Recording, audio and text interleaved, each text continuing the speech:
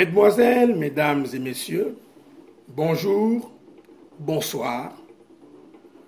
Code 243, vous remercie énormément de nous recevoir encore aujourd'hui pour un nouveau magazine. Plus de 400 cadavres,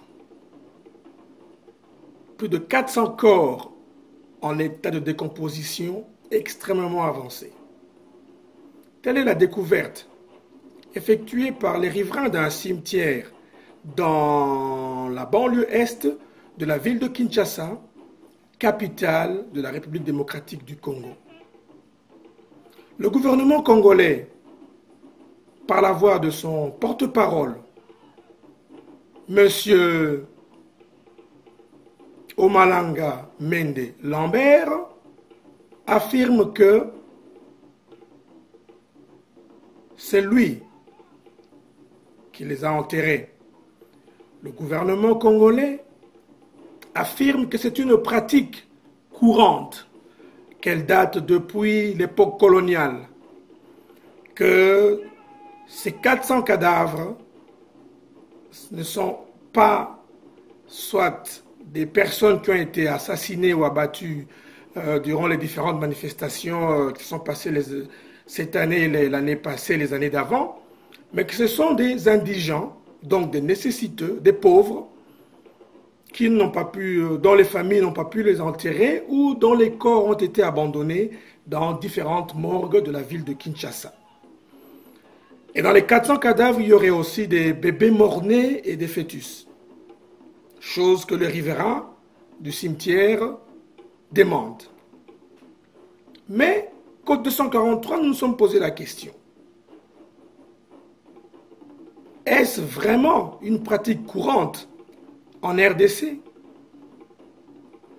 Alors, cela fait des semaines que ces cadavres font polémiquer les gens, les politiciens, les politologues, les activistes, les journalistes. Les débats vont dans tous les sens. Alors, pour couper court, Code 243 est allé à la recherche d'un ancien gouverneur de la ville de Kinshasa. Parce que l'actuel gouverneur de la ville de Kinshasa a confirmé ce que le porte-parole du gouvernement avait dit. À savoir que c'est elle, la ville, au fait, le gouvernorat de Kinshasa, qui a eu à enterrer ces cadavres. Et ils l'ont fait en cachette et vite, c'est parce qu'ils n'ont pas voulu, comment dirais-je, avoir des problèmes avec les riverains du cimetière. Mais qu'effectivement, comme l'a dit le gouverneur Kimbuta André de la ville de Kinshasa, ce serait une pratique légale, c'est la loi du Congo, dans la loi du Congo, c'est comme cela que ça se passe, et que ça date depuis très longtemps. Alors nous sommes allés à la recherche des anciens gouverneurs de la ville de Kinshasa.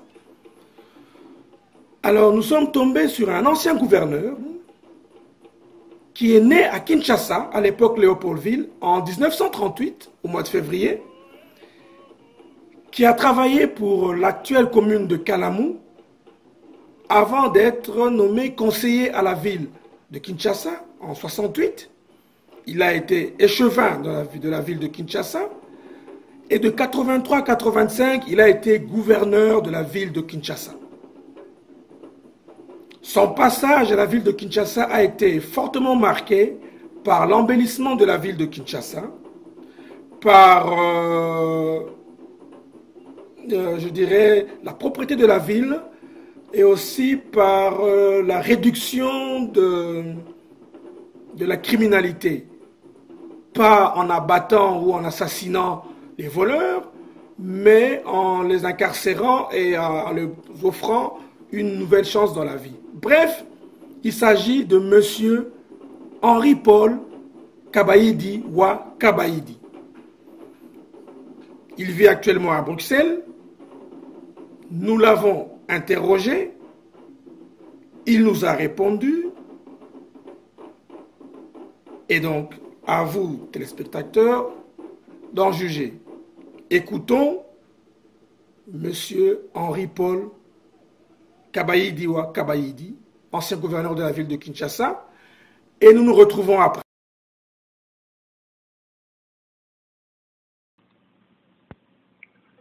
En 1964, j'ai été élu sous le film de Amital Lipopo, l'écrivain. Oui. J'ai été élu conseiller communal. Alors, du conseil communal, j'ai été élu conseiller de ville, à la ville de Kinshasa, à l'hôtel de ville de Kinshasa. Ok. Et à la ville de Kinshasa, j'ai été élu échevin, chargé des travaux publics. J'avais 26 ans. Très jeune. Voilà mon entrée en politique. Et je suis le produit des enfants de Talamou. Donc voilà. Ok, ça va. Je vais vous appeler. Alors par la suite, ça nous sommes en 64. Alors par la suite, j'ai été en 66 secrétaire général du corps des volontaires de la République. Qui est le berceau du mouvement populaire de la révolution MPR. Ah oui, le CVR. Ok. Oui. Le CVR, le corps des volontaires de la République, j'étais secrétaire général et c'est nous qui avons fondé le MPR. Voilà. Vous étiez au nombre de combien, plus ou moins? Pardon? Vous étiez au nombre de combien, ceux qui ont créé le MPR? D'abord, non, le CVR, nous étions une douzaine. Les directoires étaient une douzaine de personnes. Ok. Voilà. Alors, le MPR, quand on a fait le MPR, là, on était nombreux. On a convoqué le congrès du CVR et qui s'est transformé en MPR, Mouvement populaire de la Révolution. Et Mobutu a prêté serment devant moi à la salle d'Iso. Ok. Voilà. Et qui a décidé du changement du nom du... pourquoi vous êtes passé de CVR à MPR? Parce que il fallait un mouvement beaucoup plus large, comme on dit, mouvement populaire de la Révolution, qui embrasse tout le monde sans exclusion. Ok. Voilà. Il fallait un appui populaire, il fallait tout le monde, rassembler tout le monde autour d'un même idéal pour un même combat pour essayer de relever le pays.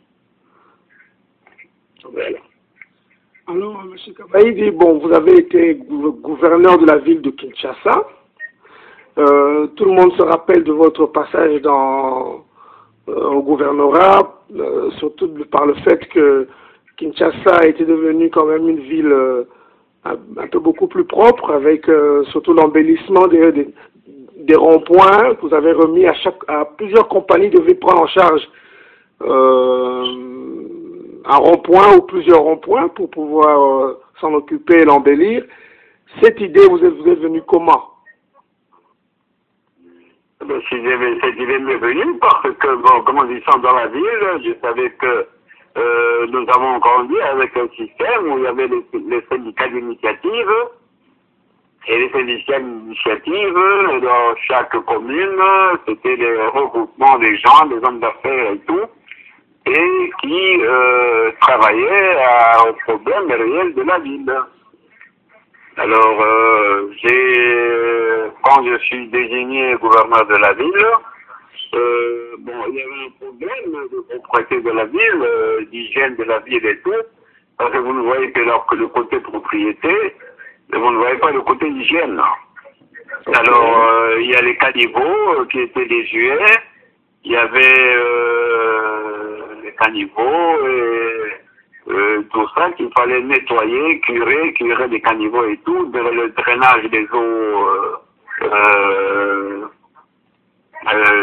le drainage des eaux. Alors, il y avait les moustiques, le problème des moustiques. Oui. Alors, tout ça, il fallait nettoyer pour que les gens ne soient pas malades, pour que la ville ait une certaine santé. Et c'est comme ça que j'ai associé les entreprises comme ça se faisait à l'époque coloniale, avec les associations, les initiatives, les entreprises ont souscrit à cette idée. Et partout, nous avons travaillé les travaux publics, j'ai réalisé les travaux publics, et la ville a repris une certaine santé, non seulement à l'embellissement, mais également, n'est-ce pas, à l'hygiène de la ville. Il n'y avait plus de moustiques, il n'y avait plus rien du tout. Autre chose encore, il fallait veiller, il y avait des petits malandrins qui étaient regroupés en groupe de chégués et tout, qui volaient, qui pillaient, qui détroussaient les gens, les femmes au marché et tout ça, qui montaient dans la brigade anti-gang. Et on n'a rien de temps, en 2-3 mois, les dames, les ménagères pouvaient aller au marché tranquillement, elles n'étaient plus inquiétées, on a maîtrisé tous ces gens-là. Et tous les bandits, tous les brigands de la ville. Voilà. Donc il n'y avait pas que seulement le rond-point, il n'y avait pas seulement la question d'embellissement, il y avait la question de sécurité de la ville et d'hygiène de la ville. Et c'était durant les années 80, exactement. Je suis arrivé à la ville en 83 et je suis parti en 85. Ok. Et comme vous le savez, actuellement, il y a un sérieux problème au Congo qui a éclaboussé le Congo et qui résonne jusqu'au fin fond du monde, jusque chez les Esquimaux. Il y a ce problème des fosses communes au Congo. Selon l'actuel gouverneur de Kinshasa, il dit que c'est une pratique courante qui date depuis l'époque coloniale. Et alors, bon, nous avons essayé de contacter certains gouverneurs, mais alors je vous ai contacté pour que vous puissiez nous dire effectivement si cette pratique date de l'époque coloniale et si c'est vraiment, donc si la ville de Kinshasa est remplie de fosses communes. De manière la plus formelle, cette allégation que c'est une pratique courante, c'est une routine de la ville. Ce dément, c'est une prophétie, c'est du mensonge pur et simple. Ok. Il y a des gens, aujourd'hui, avec le régime qui est là-bas, il y a des gens qui se prêtent comme, comment on peut dire ça, confisants, il y a des confisants, oui, il y a également ceux qui veulent payer pour les autres, ou qui sont pour payer pour les autres. Mais le grand problème, c'est l'origine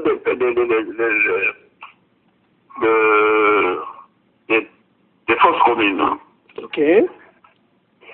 Il n'y a jamais eu de fausses communes. Je suis né à Kinshasa en 1938, je n'ai jamais connu cette histoire-là. J'ai grandi à Kinshasa, j'ai eu des fonctions élues par vos parents à Kinshasa. Okay. Il n'y a jamais eu cette histoire-là. La question des indigents. Les indigents, quand je suis en fonction, dans le début de mon mandat, il y a le docteur Agebo, qui était directeur de l'hôpital général, dans l'hôpital Mamayemo, qui est venu me voir pour m'alerter sur ce problème-là. Nous avons pris une disposition. J'ai ouvert une mine dans le budget de la ville pour chaque fois acheter les cercueils pour enterrer dignement les indigents qui étaient dans la morgue de Mamayemo. Ok. Après, j'ai donné ordre. J'ai ouvert également, n'est-ce pas, une autre initiative, les travaux publics, les services des travaux publics de la ville de Kinshasa. J'ai donné les moyens, j'ai procuré les moyens et les gens confectionnaient, il y a un atelier de menuiserie là-bas, confectionnaient des cercueils pour tous les indigents de la ville. Ok. Même pour les familles qui étaient en nécessité, en état de nécessité.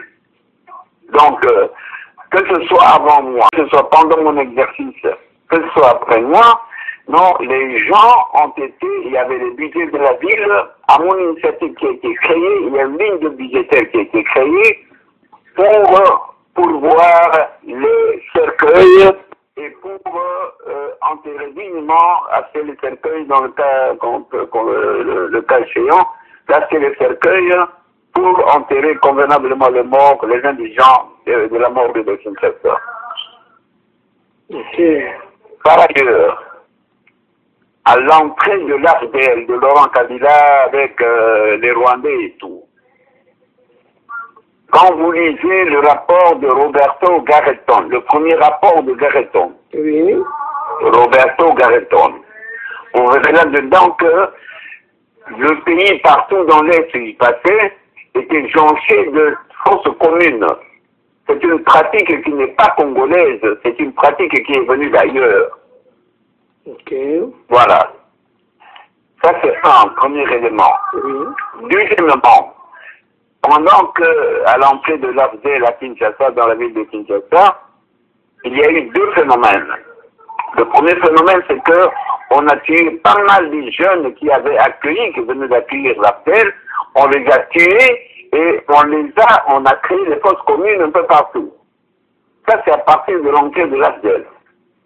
Deuxième phénomène, l'AFDL avait lancé par Laurent Kabila un appel de recrutement des jeunes pour entrer dans l'armée, moyennant $200.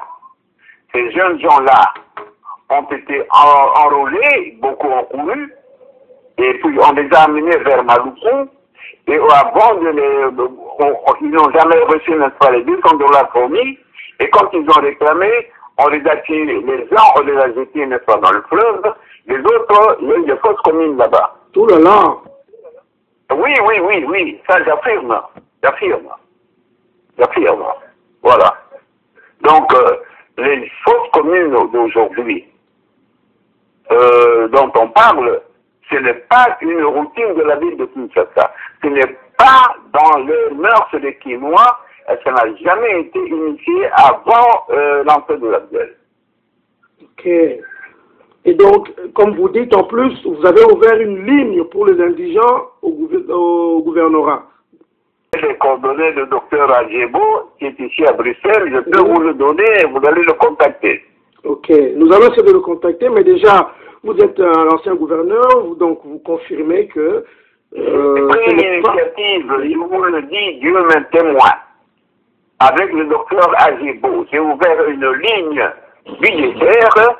Et chaque mois, on débloquait l'argent, au début, on débloquait l'argent pour remettre à la direction de l'hôpital Mamayemo, lequel s'occupait de l'enterrement, acheter les cercueils et tout. Le cas échéant, quand ça n'allait pas, je prenais les cercueils chez Basile et on les affectait. Ok. À Mamayemo. À Mamayemo.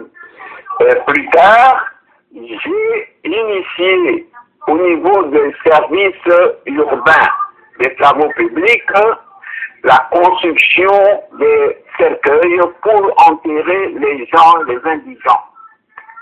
Pour toute la ville alors. Ça c'est très grave. C'est ce que je peux vous dire. Et vous, je ne sais pas si vous avez suivi dernièrement le ministre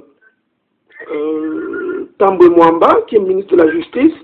Il a eu à convoquer tous les chefs de mission diplomatique au Congo dans son bureau.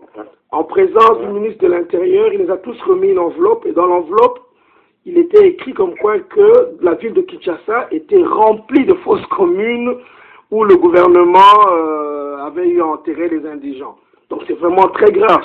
Cette histoire est vraiment grave. Tambwe Mwamba est venu à Kinshasa. Tambwe Mwamba n'est pas quinois, d'abord un. Oui. Il n'a aucune connaissance de la ville de Kinshasa.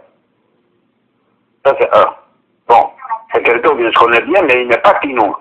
Au nom de quoi il peut parler de la ville de Kinshasa qui est remplie, n'est-ce pas, de fausses communes. Il est entré, c'est vrai, il est entré au pouvoir avec Kengo, gouvernement Kengo, tout ça, bon. Mais ce qu'il a fait, je ne sais pas. comme il n'y a pas obligation de résultat au Congo, eh bien chacun se croit expert ou n'importe quoi. Bon.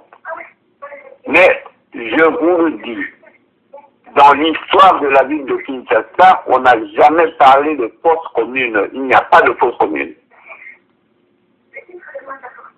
Et je vous parle ici d'expérience.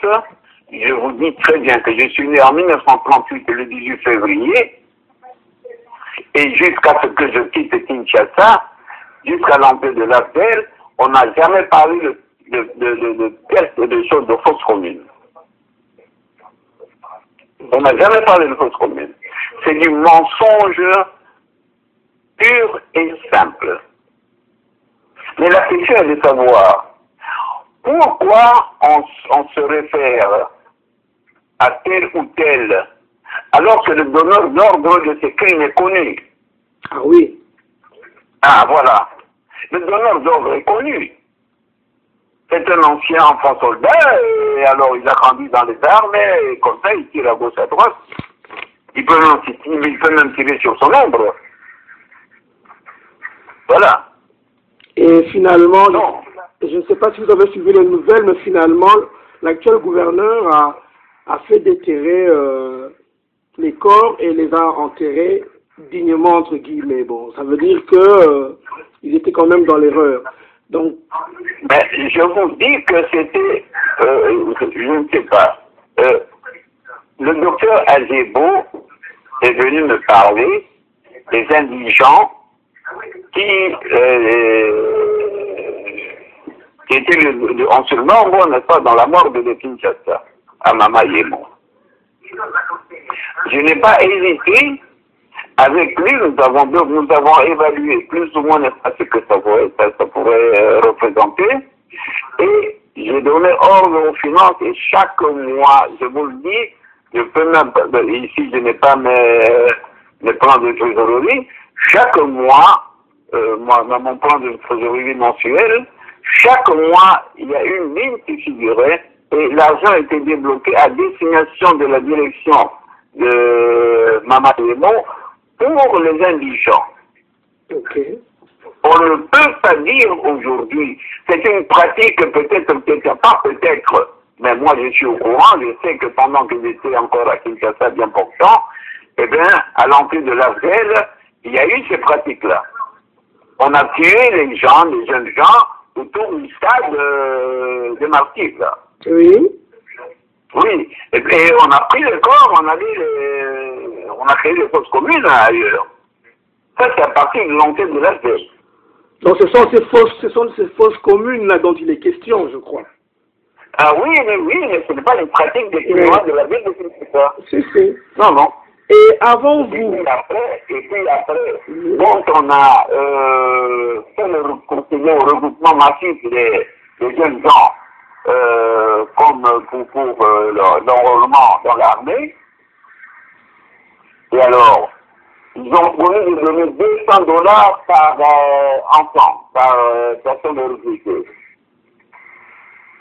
Mais quand ces enfants-là, on les a embarqués, on les a mis dans les camions, on les a amenés quelque part vers Tinko là-bas pour les embarquer dans les bateaux afin d'aller faire la guerre et tout. Mais ils ont réclamé l'argent parce qu'ils voulaient laisser une partie à leur famille. Ok. Parce qu'ils ont réclamé l'argent, qu'ils ne se voyaient pas, on les a tués proprement, simplement. Voilà. Et on les a enfouis. Il y en a qu'on a jetés dans le fleuve, il y en a qu'on a enterrés dans des fosses communes. Et puis je vous confirme encore, parce que j'ai eu ces documents-là de choses du rapport de Roberto Garreton. Roberto Garreton, dans son premier rapport, signale le passage et l'arrivée de l'Abdel parsemé de fosses communes depuis l'Est là-bas jusqu'à partout. Ok. Ah oui. Et juste une petite question. Et vous pouvez même lire dans le rapport mapping, le rapport mapping qui est la chose qu'on a déposée, la chose à la commission des droits de l'homme à Genève. Oui. c'est un document de gros volume, vous pouvez lire là-dedans, également, on fait allusion à tous ces crimes-là. Et c'est pratique aussi. Et juste une petite question, avant votre passage au gouvernorat, comment cela se passait alors, l'enterrement des indigents? J'avais 26 ans, en 1964, avant l'arrivée de Mobutu au pouvoir. En 64, je vous le dis bien. Oui. En 64, j'étais élu échevin de la ville, chargé des travaux publics. Oui. Donc, ces pratiques-là n'existaient pas. En 64, jusqu'en 64, jusqu'en 83, ça fait 19 ans qu'avant que je vienne. Voilà.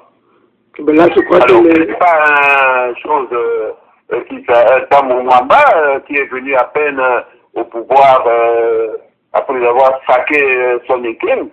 Il arrive au pouvoir dans les 84 ou 85 ou 83 ou 85. Ce n'est pas lui qui va dire que voilà, écoutez, c'est une pratique de Kinshasa. Non. Ben, j'espère que les Congolais, les Congolais et les Congolaises, ainsi que tous ceux qui viennent du Congo, sont maintenant bien informés. Vous savez, on fait porter la croix par d'autres. Oui. Et on n'interpelle pas le donneur d'ordre. Les militaires sont venus. Les militaires ont attaqué les enfants. Ces enfants-là, ce sont mes petits-enfants. Oui. Parce que c'est leurs parents. Ces enfants, il y en a qui sont... On a tué à Kaouka. Si c'est très bien, Kaouka, et dans Kalamou. Oui. On a tué dans Yolo. Yolo fait partie de Kalamou. Ce sont leurs parents qui m'ont élu, qui m'ont élevé. Là où je suis, là où j'étais. Alors aujourd'hui, ces petits-enfants-là, ils n'ont pas le droit, ils n'ont pas le droit de parler, ils n'ont pas le droit, il n'y a pas de liberté de parole, il n'y a pas de liberté de manifester, il n'y a aucune liberté au Congo. Et alors on dit que voilà, écoutez, non, c'est des pratiques. Mais ces gens-là, ils sortent d'où? Ils sortent d'où? Oui, il paraîtrait, genre, nous avons aussi entendu dire... Je peux vous autoriser à poser la question à Tambou Mwamba, ils sortent d'où? Ils sortent d'où? Faut parler de Kinshasa. Ils sortent d'où? Ils sortent du Kivu, là-bas où il a payé son équipe. Ah oui, c'est vrai qu'en janvier, il y a eu beaucoup de massacres. Kaouka, Yolo, Mombele, Kalamou. Kaouka, Yolo, Mombele, Hermès, Sendou et tout ça. Mais ce sont ces jeunes gens-là qui m'ont élu. Oui. J'ai été élu député national en 77 de la ville de Kinshasa. C'est vraiment dommage ce qui arrive au Congo actuellement. C'est vraiment dommage qu'il y ait des Congolais qui acceptent cela et qui participent dans les massacres de leurs propres concitoyens. Nous sommes confrontés à des pratiques qui ne sont pas les nôtres, surtout nous les Pinois. On est confrontés à des pratiques qui ne sont pas les nôtres. Et souvent, parce que nous sommes une ville cosmopolite, on hérite des choses et des coutumes, des us et coutumes qui ne sont pas les nôtres. Nous avons été élevés autrement et nous avons élevé autrement. C'est ça. Oui. C'est ça. Alors aujourd'hui, je ne sais pas ce qui se passe. Il y a des courants qui s'entremêlent et il y a des gens pour question de positionnement, ils racontent n'importe quoi. Ils flattent, ce sont des conclusions, c'est tout. Et c'est dommage. Dommage, merci. C'est le mot. Voilà. Mais merci beaucoup. Donc, moi, je vous affirme ce que je vous ai dit. Mon parler connu, je suis de formation scout et je suis sincère et loyal. Merci beaucoup, M. Kabaïdi. En tout cas, je pense que les Congolais et les Congolaises vont être bien informés maintenant et maintenant la chose est beaucoup plus claire parce que c'est dommage, les journalistes sont en train de polémiquer au lieu de poser la question à des gens comme vous qui ont géré la ville et qui pouvaient confirmer ou infirmer les dires de l'ancien gouverneur, donc de l'actuel gouverneur. Donc nous savons aujourd'hui que les pratiques n'ont jamais existé au Congo, ce n'est pas vrai, et que nous sommes en présence, je peux dire, d'une occupation culturelle, et nous sommes en présence de pratiques qui ne sont pas ni quinoises ni congolaises. C'est dommage. Non. Et je voilà, crois que... c'est vraiment ça, c'est vraiment ça. C'est bien situé. Voilà. Okay. En tout cas, merci beaucoup pour votre temps. Et, merci infiniment. C'est une précision. Je suis peiné, je suis très peiné pour cette initiative dans notre jeunesse. Mais je dois vous dire que il y a une communication également que j'aimerais faire à tout le monde. oui. C'est que il y a des puissances d'argent. Il y a des pays qui ont décidé d'écraser l'élite congolaise. Okay. En même temps de détourner les produits miniers vers des routes hors du Congo.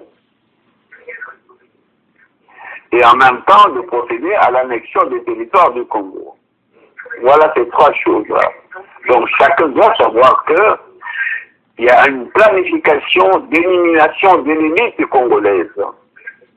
Cette jeunesse-là, c'est une jeunesse qui est l'élite du Congo, l'avenir du Congo. Cette jeunesse est partie comme ça, éliminée. Alors, la question qu'on doit poser, quelle est la capacité réelle de la nouvelle morgue qui est au Congo, à Kinshasa, et on cherche des enquêteurs, non pas indépendants, comme on dit, mais des enquêteurs neutres. Voilà. On peut les trouver dans des pays comme le Brésil, des pays qui ne sont pas engagés au Congo, des pays comme la Finlande, même la Russie, pourquoi pas. Pas des pays qui sont engagés au Congo, pas les Américains, pas les Allemands surtout, pas les Anglais, non. On prenne dans des pays neutres. Voilà.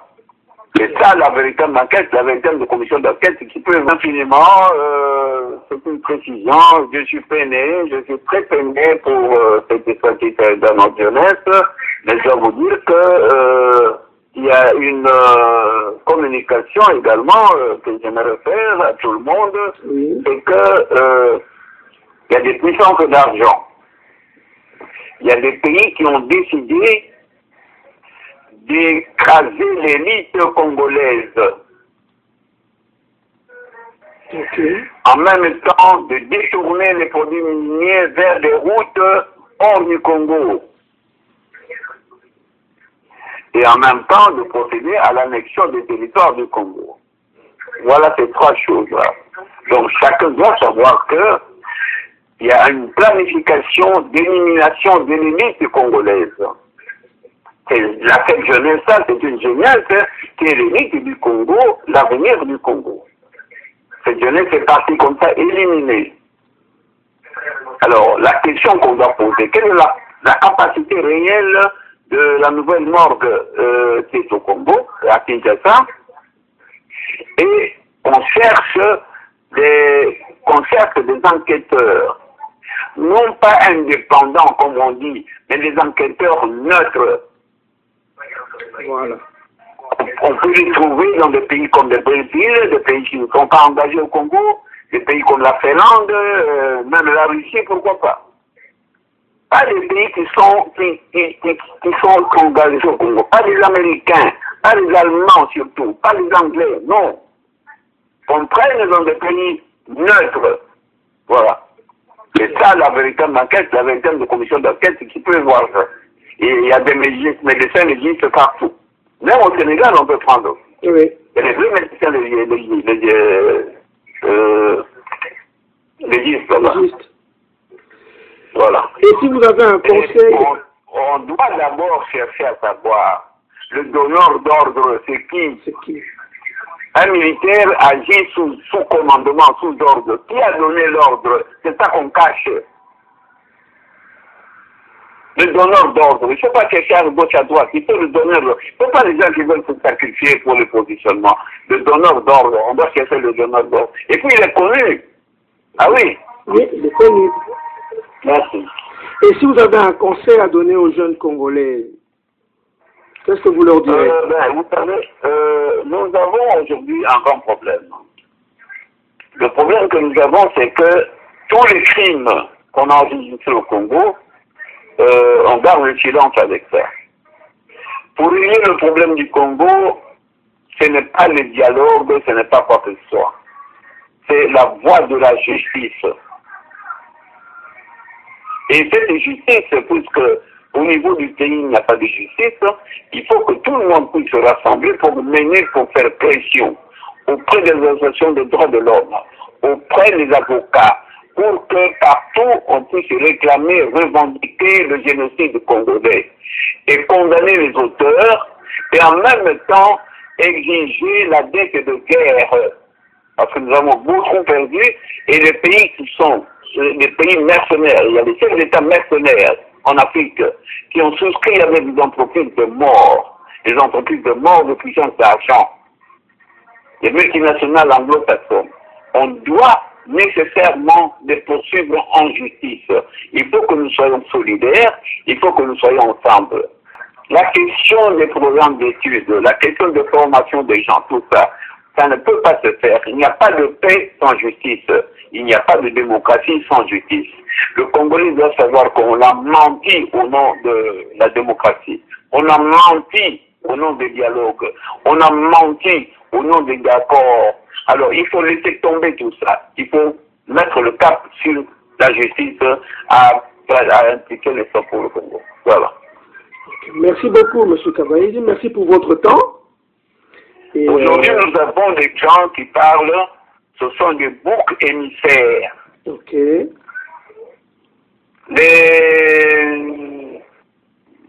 Les fantômes là qui parlent là, dans les cités là, que ce soit au niveau de la ville, que ce soit au niveau de n'importe quoi là, tout ça, du gouvernement, tout ça.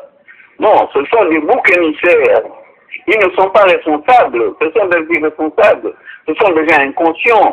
Ils roulent là pour les produits seulement, pour avoir un peu d'argent en poche, c'est tout. Mais on doit poursuivre le donneur d'ordre. Voilà. La jeunesse doit s'employer, il ne faut pas qu'il lâche. Il ne faut pas que la jeunesse lâche cette lutte-là. La jeunesse du Congo et la jeunesse de la diaspora aussi. Enfin, je présente mes condoléances aux familles éprouvées, parce que ce sont des familles qui nous sont très chères, et ce sont à moi personnellement, ce sont des familles et qui m'ont porté sur la voie de responsabilité politique, et vraiment je suis solidaire avec eux, je leur présente de toute ma compassion et ma sympathie. Merci. Merci beaucoup. Merci de nous avoir consacré quelques minutes. Ok, au revoir. Nous vous souhaitons de passer une bonne journée. Allô? Allô, oui? Allô? Allô? Oui, j'ai fini, moi. Oui, nous sommes toujours là. Oui, je disais donc, nous vous remercions pour votre temps. Et merci beaucoup pour les conseils et pour toutes les informations. J'espère que les Congolais et les Congolaises maintenant vont voir clair, que la jeunesse va entendre votre message. On ne doit pas laisser tomber. Il faut continuer jusqu'à ce que la justice soit faite. Merci beaucoup. Merci infiniment, merci beaucoup. Je salue tout le monde, tous vos auditeurs, oui. Tous ceux qui vont vous lire et vous écouter. Et soyons unis, soyons solidaires et marchons de l'avant. Ok, merci beaucoup, M. Kabaïdi. Au revoir. Non, ma fille, tu m'appelles pas M. Kabaïdi, tu m'appelles Papa Kabaïdi. Non, ça c'est pour l'émission. non, peu importe. Ok. C'est la famille. Mesdemoiselles, mesdames et messieurs, nous venons d'écouter l'ancien gouverneur de la ville de Kinshasa, M. Paul-Henri Kabaïdi Kabaïdi. Les choses ont été extrêmement claires. On ne peut plus clair que ce que M. Henri-Paul Kabaïdi a eu à nous dire. Donc maintenant, la vérité est sûre, la vérité est connue. À vous, chers Congolaises et Congolaises, de faire de cette vérité ce que vous voulez. Code 243 vous a informé. C'était votre serviteur, Freddy Monanga, à partir de Washington, D.C. À bientôt pour un autre magazine de Code 243.